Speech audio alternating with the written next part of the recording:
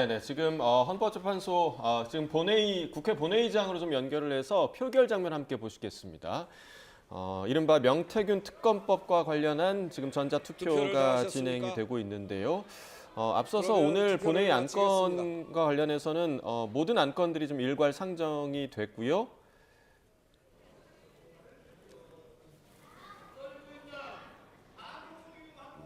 네, 지금 표결 결과가 화면에 투표 결과를 비춰지는 것 같습니다. 말씀드리겠습니다.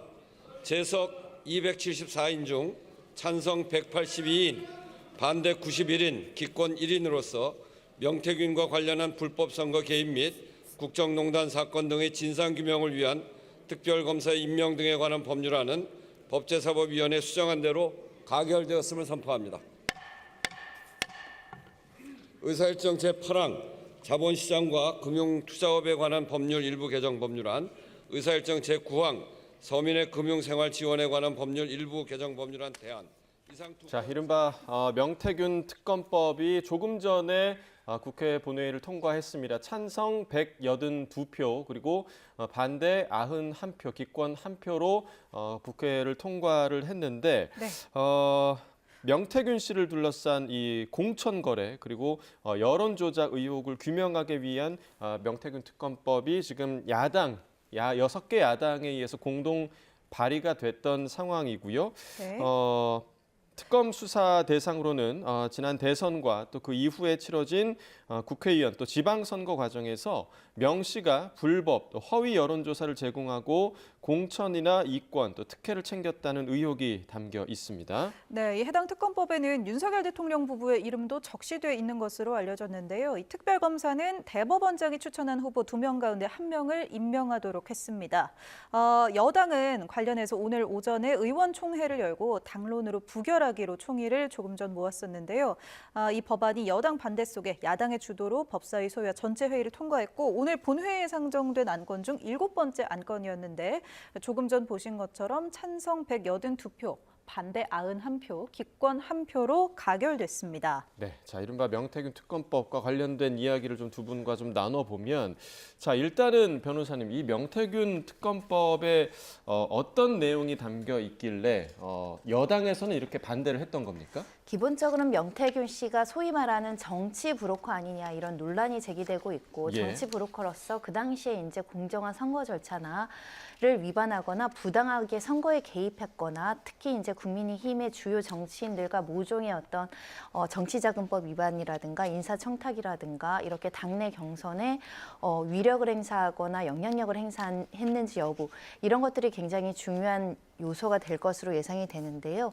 그런 만큼 명태균 씨와 관련된 정치인 또는 정치인들 관계자의 문제가 거론되면 여당의 선거가 굉장히 혼탁했거나 권한 없는 사람들이 선거에 개입했다거나 또는 대통령이 직접적으로 당내 문제에 대해서 개입했다라는 문제가 다수 거론되면서 사안이 어디까지 확장될지 현재로서는 예단하기 어려운 측면이 있기 때문에 네.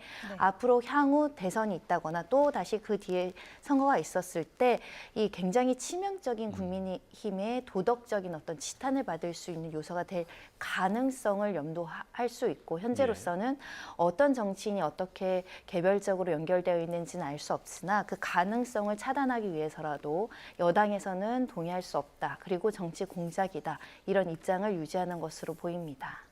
네, 조금 전에 저희가 뉴스 속보로 함께 보셨습니다. 국회 본회의에서 이렇게 명태균 특검법이 가결됐는데요. 여당은 오늘 이 부결하기로 또 당론을 정한 만큼 계속해서 반대하는 입장이었잖아요. 당연히 뭐 최상목 권한대행에게 제2요구권 행사를 요청할 것 같은데 이 점이 또 변수가 되지 않을까 싶어요. 그렇습니다. 결국은 이 부결 당론이 결정되어 있는 만큼 민주당에서는 결국 200석에 대한 투표 가결 요건을 충족하지 않는 이상 사실상 특검법안을 실효적으로 행사하기는 굉장히 어려운 측면이 있다. 결국은 국민적 여론과 특히 여당 일부에서 이탈표가 나와야 된다는 결론에 이르게 되는데 관련해서 명태균과 거리가 있고 전혀 명태균 이슈에 리스크가 없는 여당 정치인 중에 같은 뜻을 지지하는 사람들이 존재하지 않는 한 제2요구권 행사에 굉장히 좀 어려운 처지에 처해지지 않을까 합니다. 네, 자 오늘 저희가 지금 앞서서 앞서서 보도를 해드렸듯이 서울중앙지검에서는 오늘 창원까지 내려가서 명태균 씨를 조사한다 이런 소식이 좀 들어왔는데 어떤 의혹을 좀 파헤칠까요?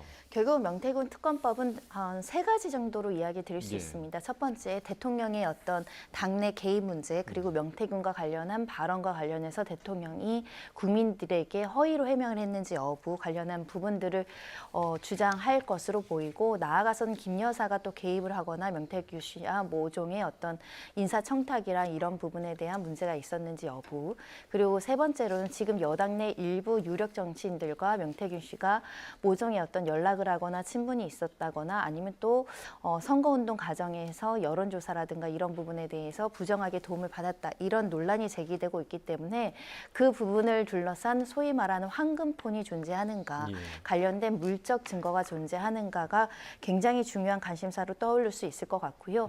이것이 또 하나의 비상계엄 사건 이후에 굉장히 전국을 흔드는 게이트 사건으로 퍼질 수 있는가.